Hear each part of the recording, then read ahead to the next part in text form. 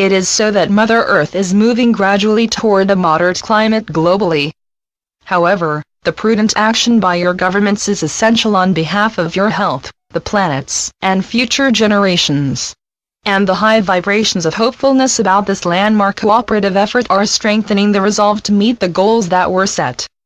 That representatives from 200 or so nations signed the long-discussed terms of the agreement is in itself evidence of vibration's positive effects. Something else that affects the condition of Earth and all of her life forms is the prevalence of chemtrails, albeit that all along, members of your universal family have been reducing their toxic effects. A few years back, money for spraying ran out, but only briefly were your skies clear. The Illuminati refunded their project so it could resume instigating record-level temperatures, drought, and flooding, along with causing respiratory illness in people who have weak immune systems. We don't know when the chemtrails will stop, but stop they will. Public awareness of their damage is growing, and Illuminati influence keeps crumbling. Meanwhile, the explanation for spraying is that it's to protect the ozone layer that prevents the sun's harmful rays from reaching Earth.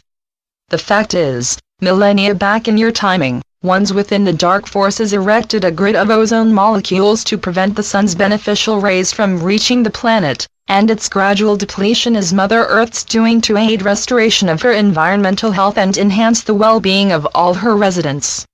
For some years we have been saying that the Illuminati's centuries of controlling the economy, commerce, and currencies worldwide would be coming to an end. Volatility in the stock markets, the transactions are nothing more than a flurry of computer activity anyway, because they have no monetary backing, ultimately will lead to ending the Illuminati's financial stranglehold so the new global economic system can be implemented. This complex process will not happen overnight, and is designed so that the changeover from the pervasively corrupt system to one based on precious metals will be minimally and temporarily disruptive. Welcome all indications that an honest, fair economic system, managed by knowledgeable persons with moral and spiritual integrity, is on its way. Please don't think that relentless upheaval and fighting in the Mideast and some North African countries bodes ill for peace ever coming to that region. What you are seeing is the continuation of energy that was set in motion long ago by its attachment's instructions, negativity-laden thought forms shooting up from the planet.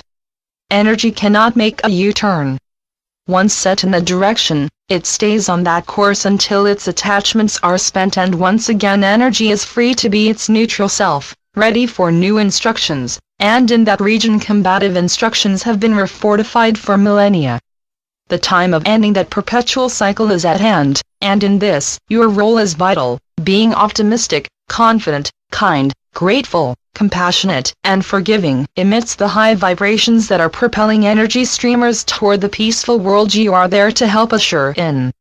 A number of readers have written about what one referred to as Islamization of the Western world, another asked if this is intentional destabilization of Europe, and the uneasiness of readers in the United States stems from the terrorist act committed by a Muslim couple in California and anti-Muslim vandalism that followed. It is logical to attribute these perspectives to Al-Qaeda and the Islamic State, but in part this is fear of differences, a common reaction to anything perceived as markedly different from what is familiar.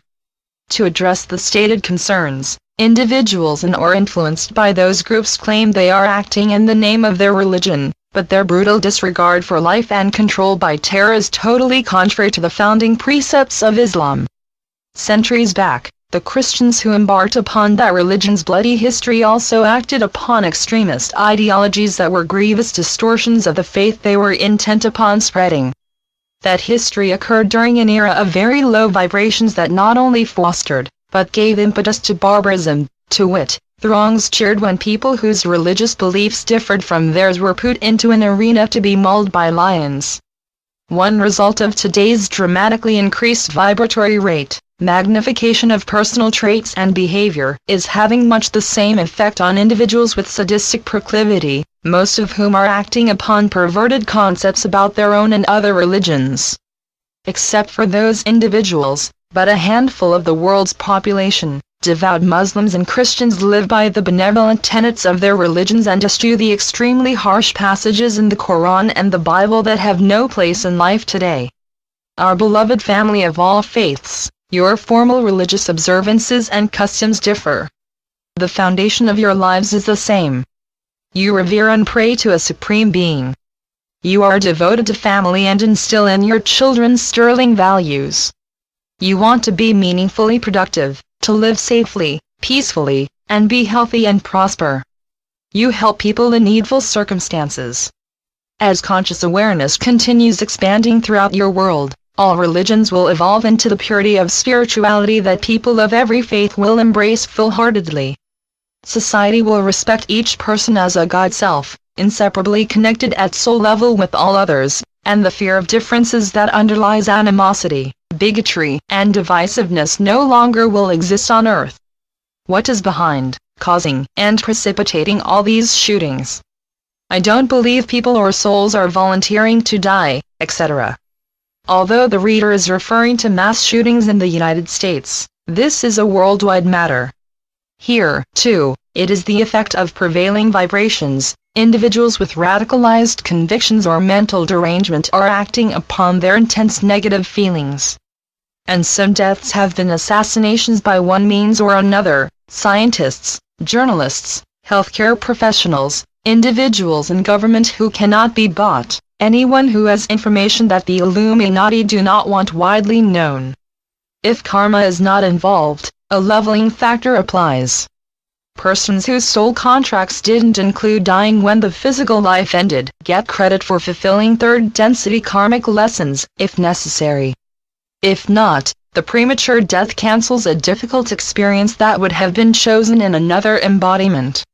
Either way, the individuals advance in evolvement status, and that is the goal of every soul. It is similar with people who sustain life-changing wounds that are not a contract choice, and killers who act outside their contracts incur a heavy karmic burden in another incarnation. As for the claim that Pope Francis and President Obama have participated in satanic rituals and pedophilia, it appears that since the Illuminati's attempts to assassinate these men have failed time and again, they resorted to Plan B: discredit the two most powerful individuals who are uprooting their global network. What is true is, the international headquarters of the satanic cult is in the bowels of the Vatican, and Pope Francis and a few cardinals who share his determination are taking steps to expose and end these diabolical rituals. Also, it is true that Satanism has a strong foothold in the United States, including the entertainment industry where fake films are easily fabricated, and President Obama is working with others to abolish the rituals in that country. Now I am speaking only as Matthew. What I shall say is known to all souls at this station, but for two reasons it's appropriate that I speak for myself. The first is because I was a guest in spirit, you could say, at a recent conversation among my sister, mother and two visiting friends. They think most people in the United States will be in shock when the truth comes out that officials at the highest level of their government were involved in the national tragedy that occurred September 11, 2001. Since shortly after that event, photographs, scientific analysis of tower debris, reports from engineers, architects, and individuals in the aviation industry, and the numerous deviations from standard procedures have been available on the internet, clearly showing that the official's story is false. Still, most people who would see that evidence would choose not to believe it. Why? From infancy you are told that whatever authorities say is correct and in your best interests. At first it is parents and other adult family members, and as children age, authorities include teachers, religious leaders, doctors, dentists, and elected officials. Learning that persons whose information you regarded as gospel were wrong is disillusioning. That a president and his colleagues could so mercilessly, treacherously betray their nation and lie to the world is inconceivable. The other reason I am speaking for myself also pertains to 9/11.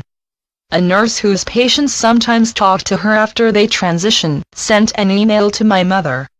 She wrote that a representative for the people who died when the towers were demolished told her they wanted to send through me their message to the world, and their words are as cogent now as those years ago. Let no more lives be taken. This is the time to keep love above all, for compassion, for bringing healing to the bereaved and injured, for bringing healing to earth. Please know that the hearts that are hardened into wanting to kill others as their tribute to us, they need light above all. We petition you from the whole of this realm of heaven to speak of love, of opening eyes to seeing clearly what is happening on earth, and rising above the tragedy that has been perpetrated by a darkness you cannot even imagine, where your entire world is expendable. We see this from here. We need you to help the myriad light workers by uplifting your hearts and allowing light to come in, by comforting those in fresh sorrow. You must hear our plea. We are working in the light to assist you, and we are forever bonded with you in love. All sensitive souls in this universe are saddened by the continuing of bloodshed, and in moments even you light workers think it could be unending. Dear ones, the killing will end and so will unquestioned acceptance of information from authorities. You say, the truth will set you free. Yes. Not only will long-hidden truths emerge, but people are beginning to trust their soul-level guidance wherein truth is known, and changes demanded by enlightened peoples will bring a world at peace. Information about the soul in prior messages continues to elicit comments and questions, and we welcome these opportunities to offer more insight. But first we want to address what a reader in the United States wrote. Why is Matthew talking so much about all this soul information which he has explained in the past extensively, when there's so much more important issues happening here? Nothing happening anywhere in your world is more important than your knowing the soul you are. Without this, there can be no understanding of life itself. No awareness that your essence is pure love light energy, or that you are a multidimensional God self with unlimited capacity for manifesting, or that you are having simultaneous lifetimes elsewhere in the universe and designed this one so you could assist in Earth's transformation. You wouldn't realize that as the soul you are, you do know all of that and much, much more, but the denseness of physicality is preventing your vast storehouse of universal knowledge from reaching your consciousness. Always the purpose of our messages has been to offer enlightenment, guidance, and encouragement during these uniquely challenging times, and it is gratifying that according to thousands of emails and letters sent to my mother, the messages are serving their purpose. That said, the reader's cited issues have to do with a political situation that is being fueled by the media, and we do understand her concerns. Other readers have expressed the same feelings, and they are in the company of millions, many of whom live in other countries that also feel the impact of decisions made in the United States. Souls at this station are apolitical and non-judgmental, and when we speak about these matters, it is to explain why politics always has been a plague on the planet. From antiquity onward, the aim of the darkness has been divide and conquer, and how that is changing. Like everything else in this universe, every aspect of politics, rhetoric, intent, and actions, is energy fluctuating at one frequency, or vibratory rate or another. Long ages ago, the rate started diminishing and spiraled downward until the civilization was stuck in deep third density consciously, spiritually, and location-wise. When Gaia no longer could abide the agony that political leaders were inflicting upon the masses, she cried out for help. Instantly powerful sources beamed the intensive light that saved the life of her planetary body and enabled it to start ascending. Volunteers from spiritually advanced worlds started arriving to generate light on the planet, adding to the abundance streaming from distant sources. As light has been intensifying, the vibratory rate has been rising. Today's rate as it pertains worldwide to candidates running for office and individuals holding office is this: those who are fomenting fear, advocating or employing hostile force, oppressing citizens on the basis of gender, race or religion, or are against programs and policies that would benefit the planet and all its residents, are swimming against the tide that's flowing ever more strongly toward diplomacy, reconciliation, cooperation, mutual respect, and environmental protection. To all who are asking the same as this reader, who is going to be the next U.S. president? We can only repeat what we said quite some time ago: we don't know. Earth's monitors in Nirvana tell us that energy around the candidates is too chaotic to determine how much is generated by the media, How much by the public? Also, a great deal will be happening between now and the election that will affect voters' decision. We can tell you our observations from this vantage point: activity in Earth's energy field of potential, the workings of universal laws, how other civilizations have been assisting you, and marvels of the Golden Age in full bloom. That is why we have been able to tell you with certainty there will be no World War III, no nuclear explosions in space, no massive changes in land and sea configuration, no invasion by a civilization that will enslave you, no validity to end times prophecies or other fear-filled predictions. But because free will reigns over all, and the countless decisions your society makes each moment impact each other, we don't know who will do what or exactly when something will happen. What we do know is, people in every country want honorable, honest, wise leaders who assure that all of their citizens are served fairly and justly. Beloved family, light beings throughout the universe want this for you, and it is coming. It is the cornerstone of Earth's destiny. Yes, Mother, I see that there's no space for any soul questions. We will answer them in the next message. I think readers will be especially interested in the first one on your list. In farewell we say, we honor your steadfastness in service to the light, and are with you in spirit all along your earth journey. Love and peace. Channeled by Suzanne Ward.